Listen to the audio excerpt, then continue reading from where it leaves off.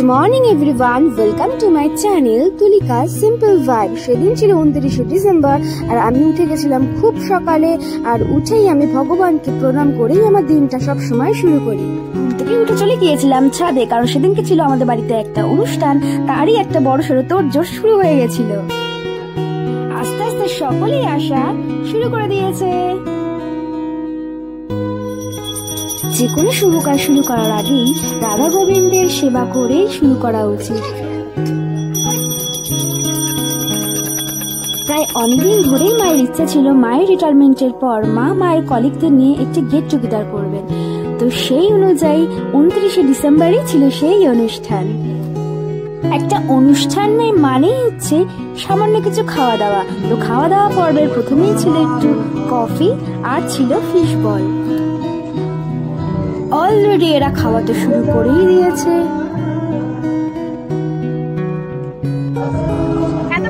অনুষ্ঠান পর্বে সকলেই আসে আস্তে আস্তে শুরু করে দিয়েছে মায়ের কলিগরা, যারা কিনা কেউ কেউ আমার মাসিমণি, মেশো, মামা, ভাই, বোন, দাদা, দিদি সকলেই।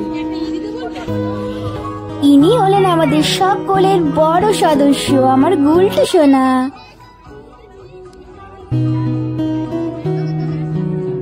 এখানে আবার চলছিল ফটোশুট সেশন। কে কোথায় দাঁড়াবে মা আর মাসিমণির তাতেই পুরো কনফিউশন। আমাদের এই অনুষ্ঠানে ছিল নানা রকম অ্যাক্টিভিটি। প্রথমে শুরু হয়েছিল ইন্ট্রো, তারপরে যে যার মতো দিয়েছিলেন বক্তৃতা, তারপর ছিল গান, নাচ আর নানা রকম আড্ডা, মজা, জমজমাটি।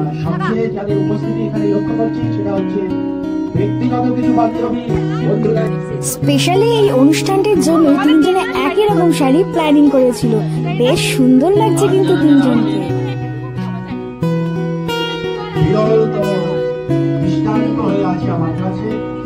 আমি নিজেও একজন শিক্ষক ছিলাম। সুবিধা দিদিমণির 1 বছর আগে আমি অবসর নিয়েছি। তো যাই হোক, বিচার করে আমি দেখেছি যে অসাধারণ ব্যক্তিত্বের অধিকারী আমাদের সবিতা দিদিমণি। তাই সবিতা দিদিমণিকে বারে বারে ধন্যবাদ জানালো।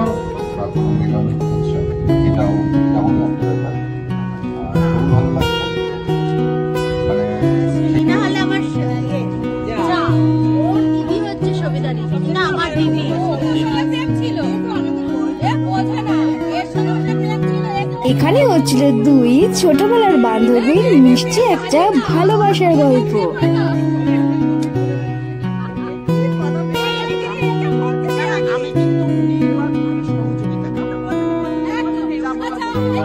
এরা হলো আমার দুজন মিষ্টি বন্ধু। এখন দুপুরের মধ্যাহ্ন ভোজন হবে। এখন আমরা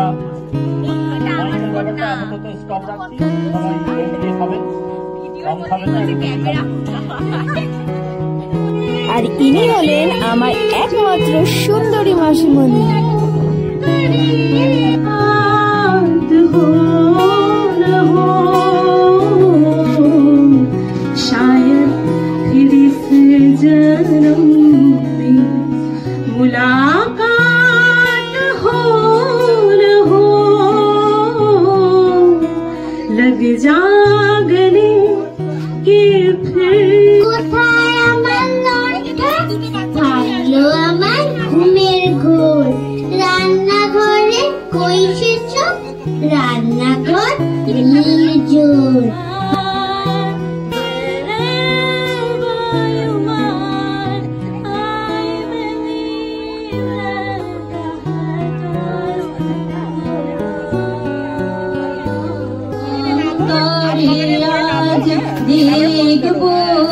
যখন আলোক নাহি রে। এরপর আমাদের শুরু হয়ে গিয়েছিল খাওয়া দাওয়া পর্ব।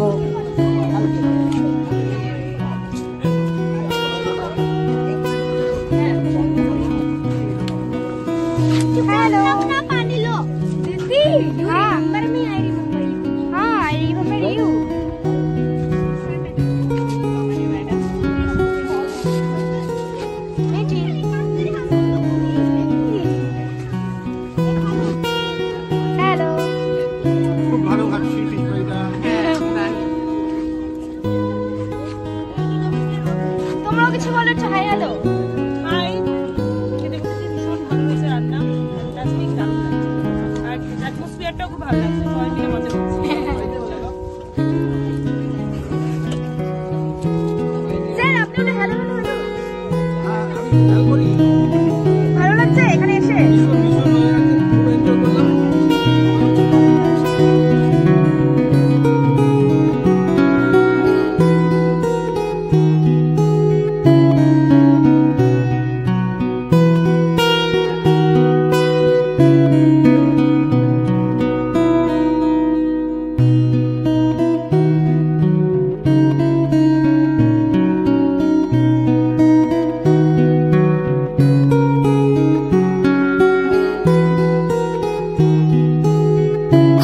পর্বের মেনুতে ছিল, প্রথমে দেওয়া হয়েছিল লেবু, তারপরে ছিল fish fry, salad with kasundi, সাদা ভাত, ভেজ ডাল আর তার সাথে ছিল চিপস।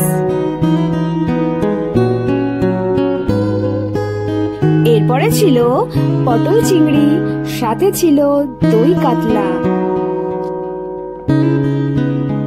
তারপর দেওয়া হয়েছিল ফ্রাইড রাইস উইথ চিকেন, সর্বশেষে ছিল চাটনি, পাঁপড়, রসগোল্লা আর একটা সন্দেশ।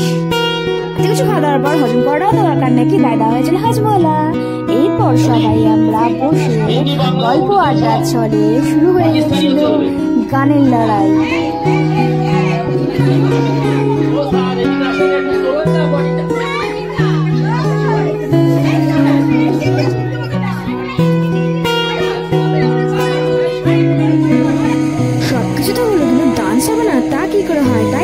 সবাই নাচের আনন্দ হয়ে গিয়েছিলাম, আনন্দে মাতোহারা।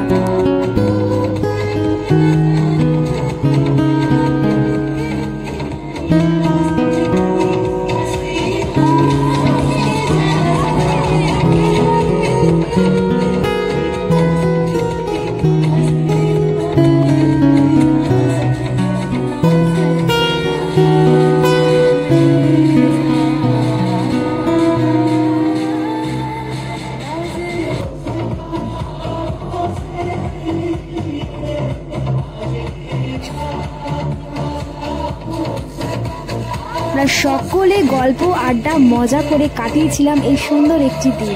ভিডিওটি ভালো লেগে থাকলে অবশ্যই একটি লাইক আর একটি কমেন্ট আর আমার চ্যানেলটি সাবস্ক্রাইব করতে ভুলো না কিন্তু। বাই।